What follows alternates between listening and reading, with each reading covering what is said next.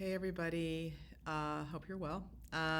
This is going to be a little bit of a sort of a businessy type pearl, I think. I often get asked over the years, when I wrote my book, Why Do I Hurt? I was realizing as I was sort of writing it, these patients that are profiled in my book were the really ones I loved to treat, and that's why they're in the book. And what was the commonality in the underlying common thread with these patients? And we always talk about niching down in our world. I do think that as physical therapists, we are specialists, and we should specialize.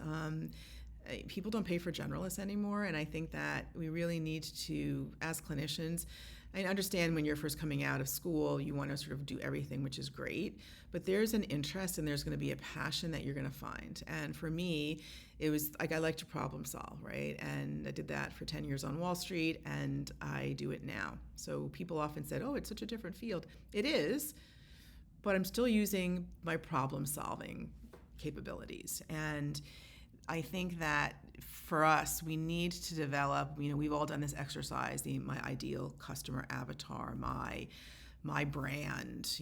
I did a video here as well called Your Elevator Speech. You need to sort of tell people what you do in 30 seconds or less, right?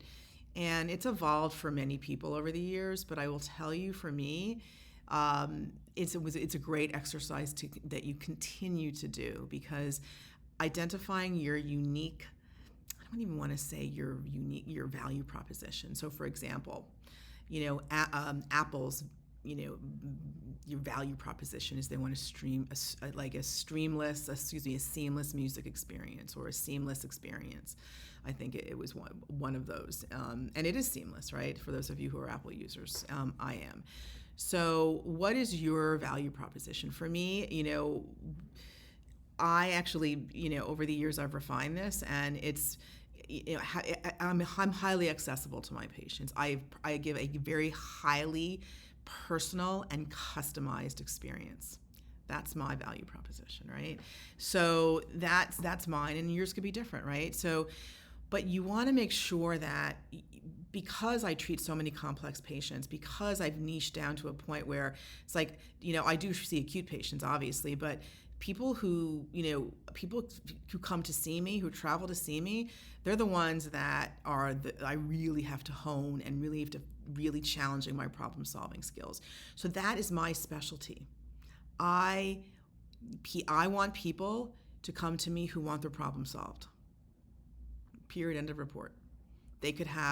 They don't need to have persistent pain, but the majority of them have had, I don't like that label, but the majority of them have had pain for, some time, but they're good copers.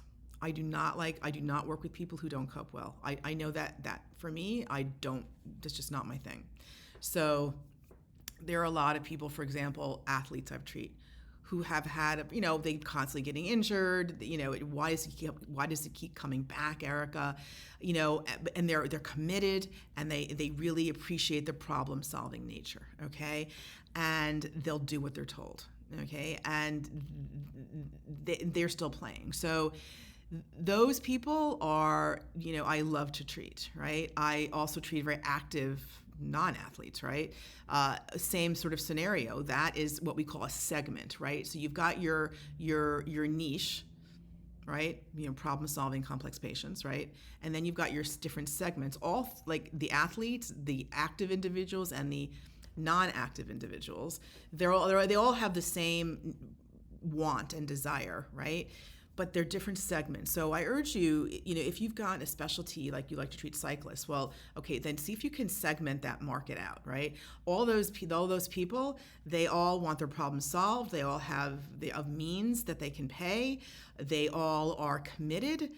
This is the commonality, right? But they have different backgrounds, okay? So see if you can segment your market a little bit. That may also help you in developing your ideal sort of customer avatar. And I would suggest that if you do work for a company, if you're working for a private practice, or if you're working in a hospital base, Practice, some of your elevator speeches and practice these on your current patients. Because I do think our business is moving towards much more towards telehealth now. Obviously, it's in the last year and a half, but we can reach people far and wide. And I do think that even though if you're working for an organization, that you should have your own brand. Okay, because you can sort of brand yourself within your organization and you play up to your strengths. So I talk about Strength Finders. Strength Finders 2.0 is something I've done twice. Okay, and I'm a big learner. That's one of my top two strengths, learner and achiever. And learners are, and I like to problem solve. That's a huge strength of mine. So because I've done it for years in so many different professions, you will find your own strength. I urge you to take that test and see what your strength is, okay? Because that is what you should focus on when you're branding yourself, when you're doing your elevator speech, when you're treating patients, when you're doing copy for your website. That's really important, to play to your strength. And just remember that when you are talking to a patient, or when you're talking about how you can help the patient, remember, it's not about you. It's always about them. Begin with the results in mind. Okay? You want to put your patient in that future thinking. You will be able to do this. You will be able to run a marathon. You will be able to get on your bicycle. It's not about, oh, I can do this for you, I can do this for you, and I can do this for you. That won't sell. It's about them. Hope it helps.